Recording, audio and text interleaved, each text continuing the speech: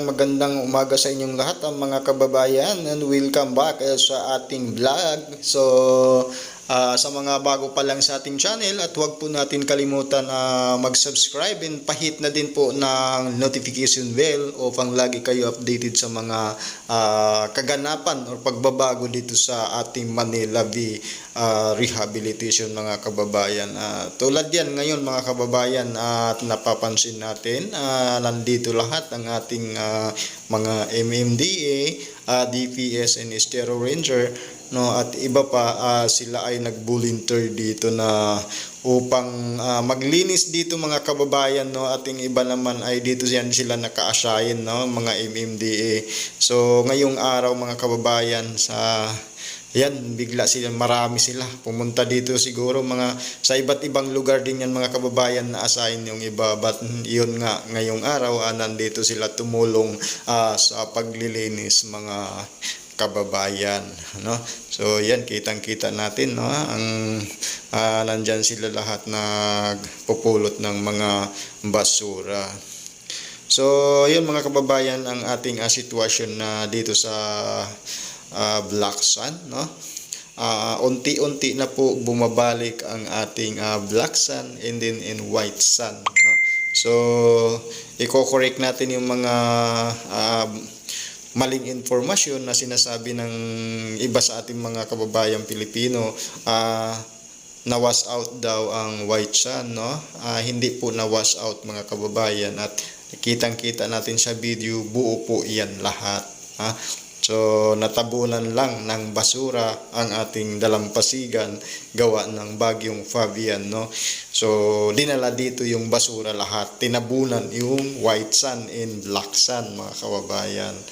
So nakapix na po to, solid na to yung mga black sand nilatag dito, at hindi na mawawash out. O yan, no? Napakaayos na ng pagkalatag mga kababayan, parang kalikasan din yung naglatag, no? So at ang dagat natin ngayon, napapansin natin hindi na masyadong yung may alon naman, yung maliit, normal na lang yan, kasi hindi talaga nawawala yung alon-alon na yan, no? Pero yung malaking alon talaga, so wala na mga kababayan, no. Hopefully lumipas na si Fabian, no. So yan mga kababayan, no, ang ating update ngayong araw, no? So continuous pa rin yan ang ating mga MMDA dito sa kanilang paglilinis sa ating Manila Bay rehabilitation. So mega love shoutout sa inyo, Luzon, Visayas at Mindanao, at kasama na rin mga kababayan natin OFW, no, sa iba't ibang panig ng ating mundo, at mga immigrant, no, and mega love shoutout sa inyong lahat. So huwag po tayong manawa sa ating update, no. Kung bago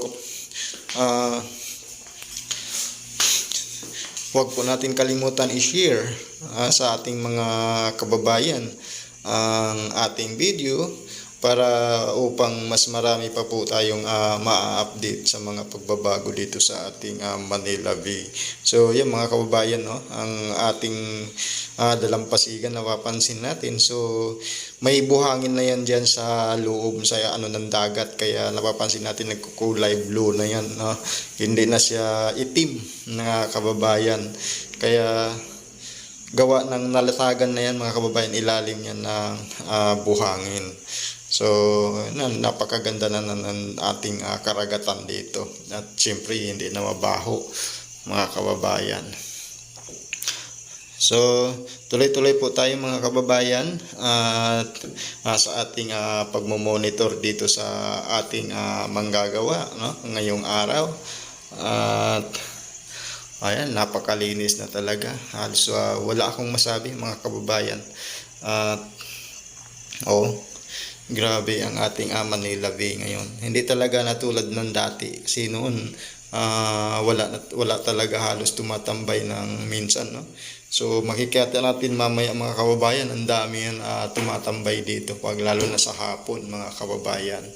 At sana makapagbigay tayo ng mga update nun regarding dito sa mga bumibisita at makikita nyo gaano sila karami dito sa ating Manila Bay pumupunta, mga kababayan.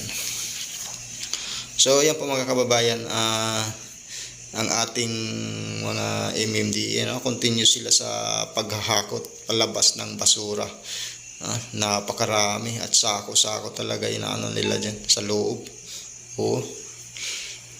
So yung mga kababayan, kinakayod nila, napapansin natin sa video, gawa ng yung ibang basura kasi natabunan ng buhangin.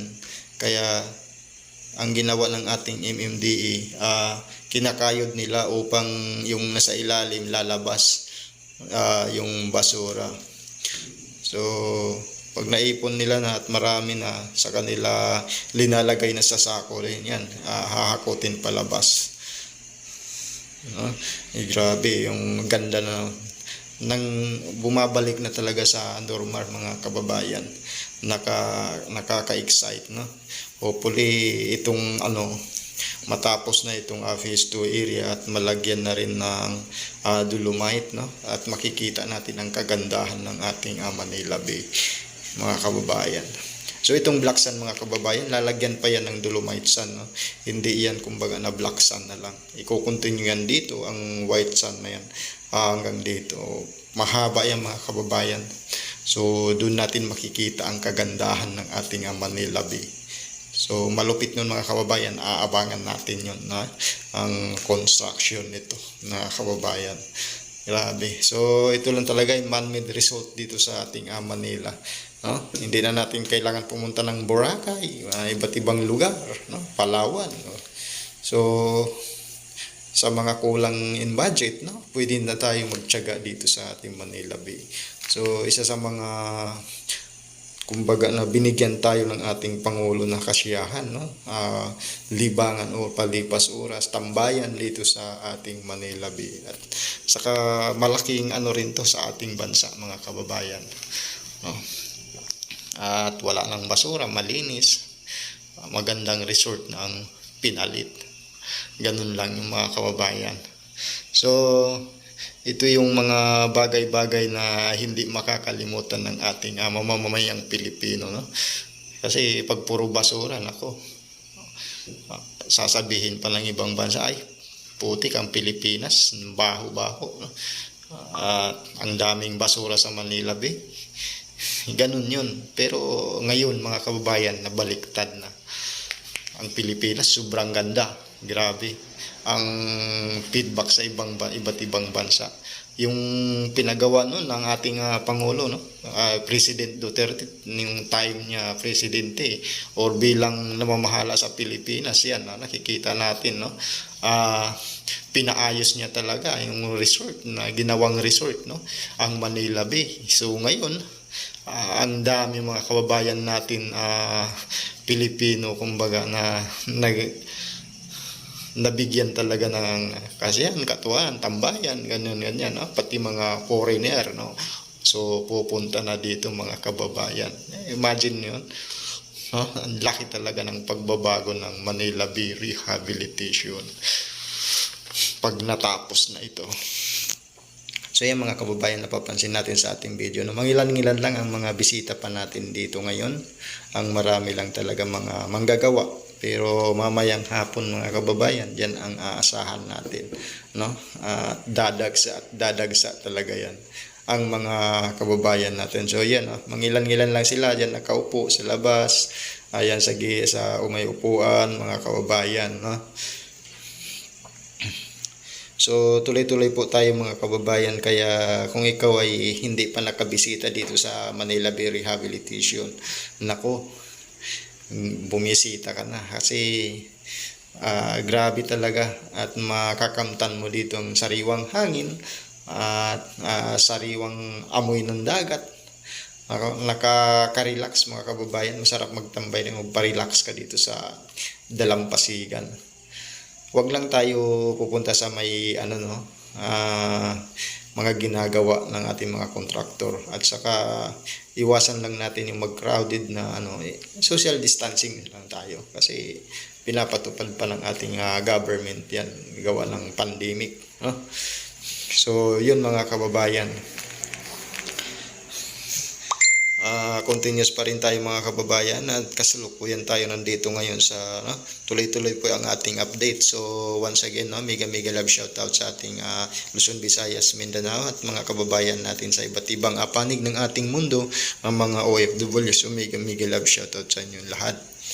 Kung bago pa lang po kayo sa ating channel, huwag po natin kalimutan mag-subscribe at upang lagi kayo updated sa mga video update natin. So huwag po natin kalimutan i-share, no? Para marami po mga kababayan natin na-update patungkol po dito sa ating Manila Bay Rehabilitation, mga kababayan. So especially sa mga MMDA lalo na sa mga DNR natin, so DPS and Estero Ranger, mega love shout out sa inyong lahat at maraming salamat sa pagsiservisyo nyo dito sa ating kapaligiran, dito sa ating Manila Bay, no? So yun, maraming salamat talaga sa DNR natin at sa pangangalaga nito, and then kay Pangulong Duterte, mga kababayan, pinalinis niya ito. So mga kababayan, yung white sun, napapansin natin yan, bumabalik na po sa dati niyang ganda ang white sun. So hindi po yan na wash out, pati yung black sun hindi po na wash out yan, no? Ano lang yan, natabunan lang po ng basura. Sa mga kababayan natin nagpaparating din sa mga kapwa natin Pilipino ng maling impormasyon, ito po ang katunayan, no, ng ating white sun and black sun. Walang wash out dito po. Nakita natin at yung mga dolomite nandun pa rin, in black sun nandyan pa rin, nakapix na po yan lahat. Hindi na yan basta-basta yanod ng dagat, mas lalo pa yan madadagdagan. Yung galing sa laot, mga buhangin, minsan madadagdagan pa yan, may tutulak dito sa dalampasigan, mga kababayan. So yan ang mga service ng ating mga MMDA sa labas. Nandyan nakapark sa may kalsada, mga kababayan. So yan, sila po ay galing iba't ibang lugar yan na assign. Nag-volunteer lang po at pinadala dito ng ating mga namamahala sa MMDA. Hindi po yung iba dyan dito naka-assign, mga kababayan, upang tumulong dito sa paglilinis sa Manila Bay Rehabilitation. So continuous tayo mga kababayan, no?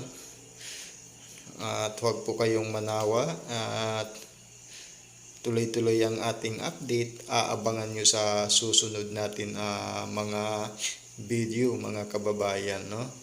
So siguro mga kababayan, hanggang dito na lang ang ating update ngayon at maraming salamat sa inyong suporta sa ating channel at abangan nyo ang ating susunod na video. Tuloy-tuloy po, hindi lahat ng mga pangyayari dito kukunan natin ng video update para sa inyo mga kababayan, mga kaganapan dito. So maraming salamat Luzon, Visayas at Mindanao, kasama na rin mga kababayan natin iba't ibang bansa OFW. So God bless po sa inyong lahat.